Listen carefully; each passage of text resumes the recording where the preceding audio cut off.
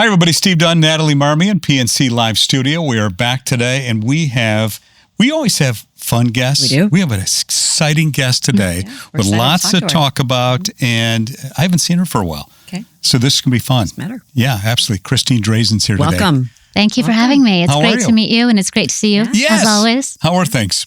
Things are great. Like, ignore whatever you might be hearing. Things are great. Long days. You're working hard. Yep, long answering days. questions. It's a privilege to be a part of this, and this is the only time I get.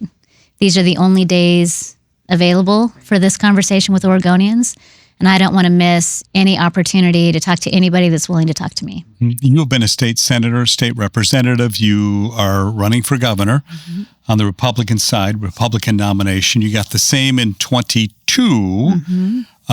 Came close against the current governor, Kotek. As you were kind of debating, am I going to do this again or not? What was it that put you over the line, said, I'm running for governor for a second time?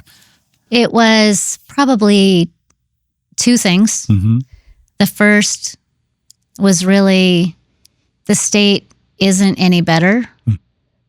Things didn't get better. And leadership is an opportunity for the state to decide, who do we want to be?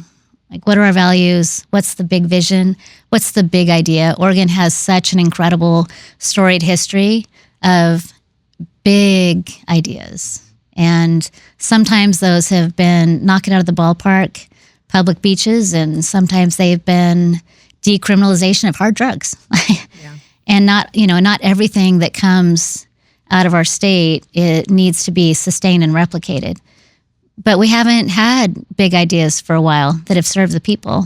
And in the last 4 years in particular, pick your data point, it's not going in the right direction. And I really believe in public service. So that's probably the second thing, is I want to take whatever I have in this life and I want to commit it to serving other people. I want to bear a burden on my shoulders, and I want to try. When you're out there talking to people, and I know you've been traveling extensively, what is there a number one theme? Is it affordability? Is it taxes? Is it safety? Is it climate? What are you hearing?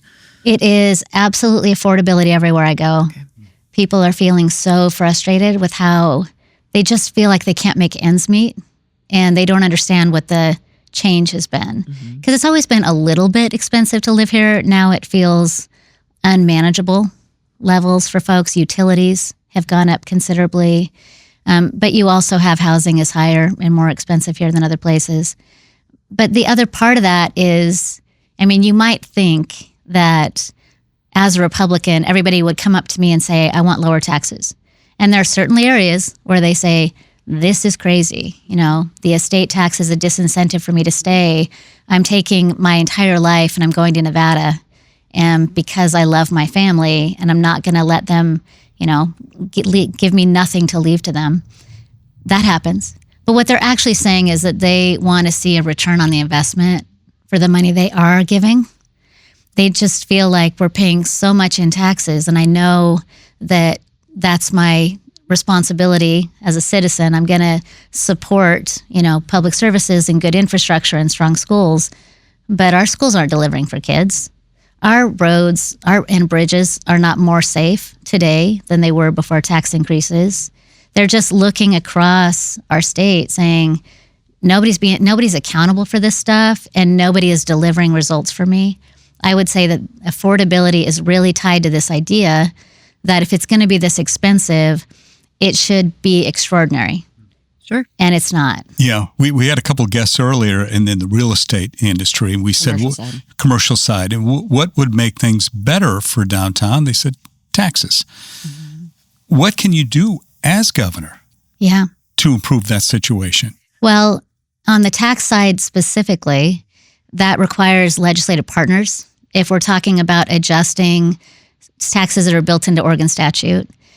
But the experience of Oregonians isn't just the formal tax side. It really is the cost of living that is built into our utility bills. And a lot of that is driven on an administrative side. So today, the governor has put in place something called the Climate Protection Plan. And that's going to increase the cost of energy by $1.10. And nobody knows that it exists. It didn't go through the legislative process. She's put it in place by executive order. And then we also are moving to 100% clean for our energy. So just think PGE, Pacific Power. So 100% clean means only solar, only wind, right? Along those lines. Doesn't even include hydropower in the definition. And that makes my head explode because that's silly. And so it's just driving up costs. When you look at your utility bill and it's gone up 25%, it's gone up 50%, depending on the time frame you're looking at. Those are all administrative in nature. Those are the ways that we are advancing costs on Oregonians outside of the tax itself. And there's quite a bit that can be done within the governor's office to repeal the executive order and begin to evaluate how we are allowing these entities to go seek cost increases at the PUC. They get passed on to all of us. So there's a lot that you can do out of the governor's office, but just there's also the Prosperity Council's recommendations, right? And their recommendations included reform the commercial activities tax, reform the estate tax, look at the overall tax burden in our state because it's affecting people. And that's bipartisan. Like a lot of the opportunities to really make progress for Oregonians, I mean, first of all, it has to be bipartisan. There's no other way to get it done. And that's true for Oregon's history. Hopefully it's true for across the nation. But for Oregon in particular, when we do big things and we make reforms like that, they're typically bipartisan in nature. And there's opportunity for us to go and address these costs and affordability for Oregonians together. You know, I should also mention, we did reach out to the COTEC campaign, have not heard back. We've offered them a spot here as well. She tries to align you with President Trump. Yeah. What do you think when you hear that? I think that it's a desperate move from a failed leader, just to be candid. Because if she had a record to run on, if she was proud of the direction that the state was going, she'd run on a record. And she would say, I have improved quality of life for you. And let me just share all of the things I'm so proud of. And she's not able to do that because that isn't what's actually happened. What's actually happened is that our state has gone backwards in homelessness, increased by 35%. Our kids are worst in the nation for reading and math in the fourth grade. We have among the highest costs for Oregonians for the tax burden that we pay inside of our state. I mean, if you're in Portland, it's especially heavy. But across the state, it's among the highest in the nation. Just go through all of these important, critical areas for all of us. And then public safety, we have lower police officers on the street than half of what other places equivalent size have to us. No more foot patrols in Portland.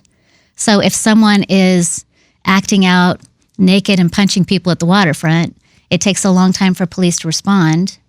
There's not very many of them. And they're not patrolling like they used to patrol. Not only are there no longer mounted patrols, there's really no longer foot patrols. So not all of these things are laid at the governor's feet.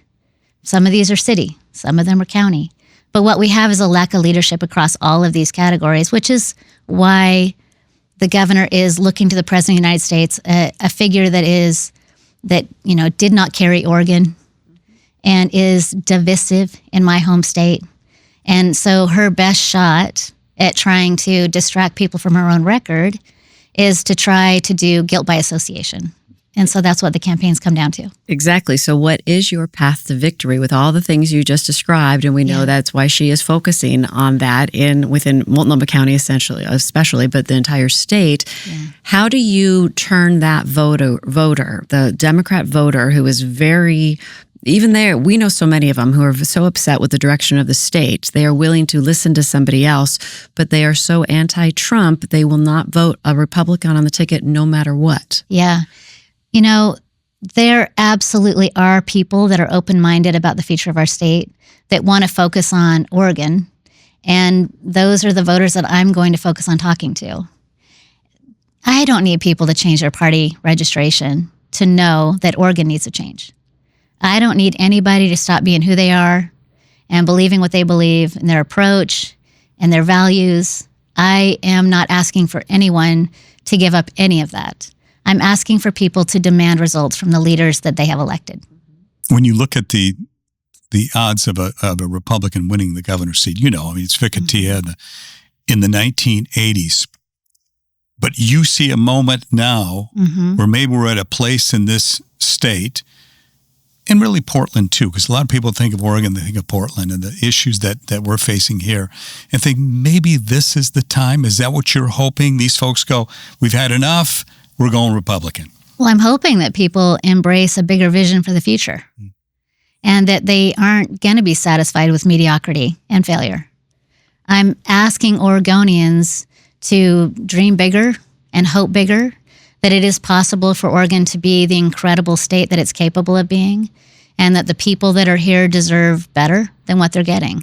So this really, to me, isn't about partisan politics. And I know it is to the governor. 100% down the line, she just needs her partisans to be partisan and show up for her. And that's not what I want at all. I mean, I certainly am grateful to have the Republican nomination in this race. But the time for party politics was during the partisan primary. Now I want to talk to Oregonians about Oregon issues and our own future. And I want to ask them, are you happy with the direction our state's going? And or would you like to see change? Would you like to see accountability for the dollars that are spent on homeless services? Would you like to see a response that's focused on recovery rather than just shelters? Would you like to see investment in our schools that's focused on outcomes for our kids and restoring graduation requirements and getting teachers to the place where they can manage their classrooms again and they don't have to do room clears? What are you hoping for the future? Because what I want is a thriving business economy. I want to say, we're open for business in Oregon, and please come here. We want you here, and we want you to grow here. I'm tired of talking to businesses that are taking their jobs and their existing employees, and they're going to other places because those states want them. And we act like, Oregon's such a pretty face, which we are. It's an incredible, beautiful state to live in. It's my home state. I love it here. But also, people have all kinds of choices today. And across the nation, there's also other beautiful places. And they are affirmatively making choices to grow there instead of growing here. Some of them might not close up shop here, but this isn't the future for their company. It's in Tennessee, or it's in Arizona, or it's in Nevada. It's not here. We have to stop the bleeding. We need jobs. We need vitality. We need energy. We need this downtown core to grow. We need young people to come and live here again. That means that they need to be able to afford to live here. So we have to take down the cost for system development charges. We need to add more supply for housing. We need to work with builders to determine what the barriers are for them to build market rate housing. We absolutely have affordable housing going up all over the place, and there is a need for that. But there's that middle income need that doesn't exist right now. My kids and this next generation coming up, when I go meet with people that are young people, and I say, how many of you guys want to own a home someday? Every hand goes up. And I say, how many of you guys believe that you can get a home within the next 5 years? Every hand goes down. They do not believe that it's attainable anymore for them. And we can't give up on that American dream. We can't give up on the Oregon dream. We have to solve these problems together. And Tina Kotek has had 4 years. Oregonians gave her a shot. And they absolutely believed her when she said, I'm going to solve homelessness, and I'm going to build more houses, and I'm going to do all these things for you. And you don't have to vote for a Republican to get this stuff done. Well, it turns out you do. And she has done the best that she can do, and the best that she can do is not good enough for the people of the state. This state imposes one of the strictest estate taxes in the country. So let's talk about taxes a little bit. And I know I work in residential real estate, and I see people voting with their feet and just leaving. Some of what you just described, they go to these other states. They're, we've seen the article, Don't Die in Oregon, whether it's estate taxes, and if you can afford property taxes or so, some of these homes just aren't selling because property taxes are so high. And again, that's what we say too. It's like, paying the money is one thing, but your streets better look like Disneyland if you want, some of these taxes that are associated with these properties. What can you do for inflation? What's some of the things you would do to make change so people will stay in Oregon and not leave? We have to change the estate tax. We're losing our legacy. People that have lived here their entire lives and have built things want to protect that for the next generation, and they're leaving because of the estate tax. And frankly, the estate tax, it's $1 million now, and a home in Portland plus a little bit of savings means you're hitting the estate tax for your family. Right. And so it hasn't been adjusted, not for inflation, all these years. So we have to correct the estate tax. We cannot be an outlier in that way, because people are making those choices earlier in their senior years, which means we're losing, philanthropic support. Right. We're losing community engagement, community leaders. We're certainly losing the opportunity for those resources to stay in our state. So we have to change the estate tax. And there is interest in doing that in the legislative process. I have had multiple bills in the legislature to adjust the estate tax. I think we should repeal it. Personally, I think it's a disincentive. Those resources are often taxed 2 and 3 times. And so I don't think we should have it at all. But if we are going to have it, it can't be an incentive for people to leave. And so there's Democrats that are interested in evaluating it. There absolutely are bipartisan partners to look at that. Again, the Prosperity Council mentioned it too. We're not talking about a partisan issue here. We're talking about what kind of structure do we need to pay for public services?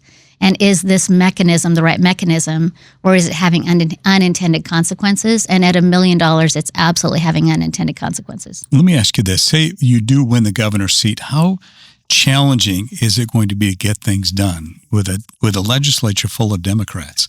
I think it's going to be amazing for Oregonians, because I think a lot of what's gotten done recently hasn't served them. And that's for a lack of stopgaps, like a lack of accountability. They've just been able to just run with these ideas that are not well thought out and have driven up costs and have made Oregon unattractive for investment, and have actually weakened our schools and weakened our public services. And so we had a few years back, when John Kitzhaber was governor in his first 8 years, strong Republican majorities in the legislature and a Democrat in the center office. That has history in our state. Through the years that we have had mixed shared power, and that's when we come up with some of our biggest and best ideas. And I think that there is opportunity in that. And I think it is a terrific opportunity for Oregonians to see what that bipartisanship can look like. Right now, we don't get it. We don't get bipartisanship out of this process because the power that that the majority party has is so extreme that it's not changing the ideas. It's not reforming the policies. It's more convincing somebody to vote for something because they're going to get a project in their district, like a sign of goodwill. It's not actual bipartisanship. And you get that when you share power. That's what the governor's office and the opportunity to say, that's not a good idea. That doesn't serve the people of this state. I'm going to veto it. And then you set a table. And if you want to earn my support, then we compromise and we negotiate. And if you can't get to a negotiated agreement, then it doesn't advance. This is the time to do that for the people of this state. Businesses need certainty. They need less regulation being forced down their throats. We need to have higher accountability for what happens in our classrooms. We need to lower costs, not increase it. Business costs went up 77% in one legislative session in 2019 when Tina was the Speaker of the House, because they had supermajorities for the first time, and that meant that they could raise taxes. They raised about $3 billion of new taxes in one 6-month period. And it's crushing us. It's driving costs for Oregonians because it's a tax that stacks. It's a sales tax, not at the retail level, at the business level. So I hear from businesses all the time that say, I did not make a profit last year. I made no money on my business. As a matter of fact, I lost money, and I'm still paying $10,000 to the state. I'm still paying $30,000 to the state. I can't afford it, but that's what I owe because of this tax. And that is not good government. That's not even good tax policy. This time of year, we deal with so much smoke and poor air quality. Where are you as far as resources and forestry management? I believe that we absolutely must manage our forests as an asset, not a liability. So today, we're looking at $200 million spent in general fund dollars to respond to the costs from forest fires on the state forest lands, not federal. Federal has an additional about 30 major fires on federal forest lands that they'll pay for. But the fires that we'll pay for as Oregonians, that's already exceeded $200 million. Net costs will be about $150 million. We only set aside 80. So we're going to be in the hole trying to find new money to pay for firefighting costs this year. And a lot of that has to do with extremists that are suing when people want to get in and thin or do prescribed fire burns or manage that landscape at all. They want to treat everything like it's a wilderness area when it's not. We have wilderness areas. They have special rules. They have special protections. That's very different than what we're talking about right now. We're talking about managing the forests so that if lightning strike does happen, that there's a way for firefighters to get in there and be safe and put the fire out. I spent yesterday at a fire camp for a fire that's in my Senate district. It's called the Grasshopper Fire. And originally there were cooperators that came together with the county and state funding and tribes. They all came together and said, we want to treat this parcel of land because we think it is extreme risk for catastrophic fire. So they had a plan. Everybody was in agreement. There was funding for it. And then they got sued. And they got sued by Oregon Wild based on NEPA, which is a federal opportunity there for them to sue, and stop the project. They come back to the drawing board. They make changes to what they were going to do inside the forest. And again, they get sued. Now, that was going to be, as I understand it, about 3,000 acres that they were going to do thinning, prescribed burns, careful management of the forest, limb up some of the trees, take out the junipers that light up like rockets, and make it a safer area.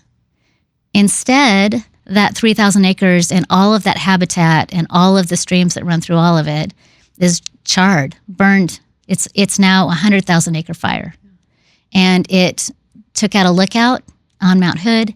It threatened the ski resorts up there. That's the fire that had they had the opportunity to do a little bit of forest management. I'm not saying it certainly wouldn't have prevented the lightning strikes, but it would have given them a fighting chance to be able to keep it from being 100,000 acres and to maybe hold that fire to something that's more manageable.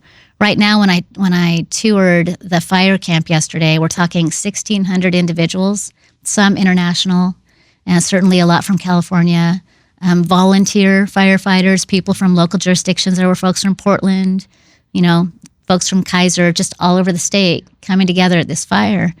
And it's expensive and it devastates the landscape. It looks surreal. They've lost 6 homes, over 100 structures. It is absolutely devastating. And recovery from that is a generation for that landscape to look anywhere near like what it did. These aren't just the kinds of healthy fires that clear underbrush and thin out a forest. These are devastating, hot fires that decimate everything in sight and leave it looking unrecognizable. And a lot of smoke in the air. A quick question before we let you go. Debates set up. I know it was hard finding a debate opponent there for a while for you. Do you have anything Right. set up you can tell us about? I debated on coin in the primary, and I told everybody else that was upset with me that I only debated on coin, that when it came to the general, I was going to do all the others. And so I've said yes to KPTV and KGW and anybody else that's asked. And I don't yet have agreement from the governor for her to debate in any format at all. She was willing to be on coin, and that's the only one. And I committed. So we're on 2 different paths at the moment for Portland, but we will debate in Eugene at the University of Oregon, and we will debate in Medford. And I'm hoping she agrees to the debate with Oregon Business and Industry. There are additional debate requests across the state. We've said yes to lots and lots of things. So what if she doesn't agree to those? Will you still show up? And I will. I'll still show up if they'll have me. There's a lot to talk about. There's a lot to talk about with Oregonians. I went to the newspaper publishers, which was supposed to be the traditional first debate of the gubernatorial cycle, and Tina declined. And I had a great conversation, with our print folks for an hour and a half, and just questions from the audience. So I'll be there.